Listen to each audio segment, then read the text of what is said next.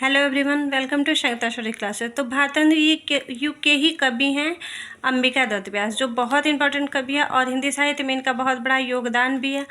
और इन्होंने अपनी रचनाओं को समस्या पूर्ति से शुरू किया था। तो इनके देख लेते हैं इनका जन्म कब हुआ था।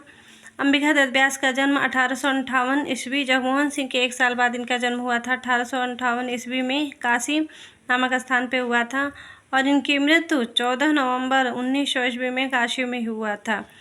इन्होंने बिहारी बिहार नामक अपनी टीका ग्रंथ में, ये बिहारी बिहार जो इनकी रचना है, ये बिहारी दास की जो रचना थी सतसई, उसी का इन्होंने उनके दोहों को इन्होंने कुंडलिया में अनुवाद किया था। वही रचना जो दोहा छंद में बिहारी ने लिखा है, उसी को इन्होंने कुंडलिया में अपना अनुवाद कर दिया था। तो टीका ग्रंथ में संक्षिप्त निज वृत्तांत नाम से अपना आत्मपरिचय प्रस्तुत किया है। जो बिहारी बिहार इन्होंने उसमें संक्षिप्त अपना आत्मपरिचय भी इन्होंने प्रस्तुत किया है। कि वृत्तांत का संबंध राजस्थान से है। इनका वृत्तांत जो है राजस्थान से है। इनके पिता का नाम दुर्गा दत्त व्यास था। ये भारतेंदु मंडल के दत्त उपनाम से, ये भी भारतेंदु मंडल के ही कवि थे और उसने दत्त उपनाम से कविता किया करते थे। 11 वर्ष की अवस्था में अंबिका दत्त व्यास ने मुद गई आंखें तब लाखे कौन काम की समस्या पूर्ति से लेखन कार्य शुरू किया था। मैंने बताया था पहले भी कि इन्होंने अपना लेखन कार्य समस्या पूर्ति से किया था। उस समस्या पूर्ति का नाम है मुद गई आंखें तो लाखे कौन काम की। इसी से इन्होंने अपना लेखन शुरू किया था। व्यास जी महज 12 वर्ष की अवस्था में सरस्वती मंत्र, अष्टावधान आदि को लिख कर भारतेंदु को ही नहीं अपितु पूरी काशी में रसिक मंडल का भी ध्यान अपने तरफ आकर्षित कर लिया। उन्होंने महज 12 वर्ष की अवस्था में सरस्वती मंत्र, अष्टावधान आदि लिख के, भारतेंदु जी तो वहाँ के मुखिया ही थे एक तरह से, और बाकी सारे रसिक मंडल के जो कवि थे उनको अपने तरफ आकर्षित कर लिया।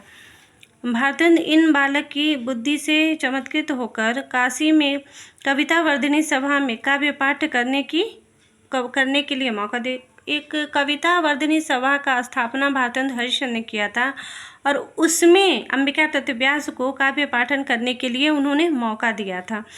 1881-82 में इन्हें शुकवि नाम की उपाधि मिली थी। 1882-81 में इन्हें शुकवि नाम से इनकी उपाधि मिली थी।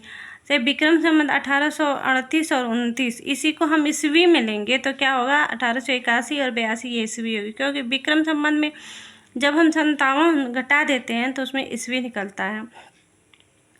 तो क्या इसी के आसपास उन्होंने एक पत्रिका का भी प्रकाशन किया था जिसका नाम था वैष्णव पत्रिका, निकाली थी, जिसका संपादन इन्होंने किया था। कौन? अंबिका दत्त व्यास ने। इसी सन में ये पत्रिका बहुत इंपॉर्टेंट है, ये बहुत बार पूछा गया है अंबिका दत्त व्यास की। इनकी रचनाओं को देख लेते हैं। ये रचनाएं बहुत इंपॉर्टेंट है।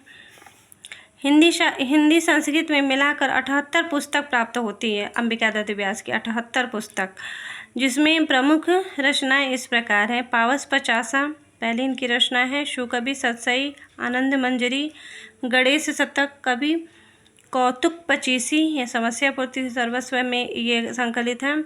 कौतुक 50, बिहारी बिहार, जो बिहारी की रचना उन्होंने कुंडलिया में उन्होंने परिवर्तन किया था, कुंडलिया छंद में। रसीली कजरी, हो होरी, झूलन झुमका, सहस नाम नारायण, शिवराज विजय, ये उपन्यास है शिवराज विजय, इनका एक बहुत इंपॉर्टेंट उपन्यास है। शाम वटकर एक नाटक है। आवश्यक वृत्तांत जो 1893 में इन्होंने लिखा था। ललिता ये नाटिका है 1848 में। और रत्नाष्टक, ये रत्नाष्टक भी इनका बहुत इंपॉर्टेंट रचना है। ये सारे किसके? अंबिका दत्त व्यास के सारे इंपॉर्टेंट रचना हैं जो हमेशा परीक्षाओं में पूछे जाते हैं। व्यास जी ने काशी में पीयूष प्रवाह नामक पत्रिका का भी संपादन किया था। ये बहुत इंपॉर्टेंट इनकी पत्रिका है पीयूष प्रवाह, इसको याद रखिएगा। व्यास जी को यश और कीर्ति अपनी समस्या पूर्ति, अमी पूरी की कटोरी, चिरंजीवी रहो विक्टोरिया रानी, इनकी यश और कीर्ति इसी समस्या, ये समस्या पूर्ति क्या करते थे ज़्यादातर, तो इनकी अमीपुरी की विक्टोरिया से चिरंजीवी रहो विक्टोरिया रानी। अमीपुरी की कटोरिया सी चिरंजीवी रहो विक्टोरिया रानी, इनकी एक समस्या पूर्ति थी और इसी से इन्हें क्या था, यह स्वीकृति प्राप्त हुई थी।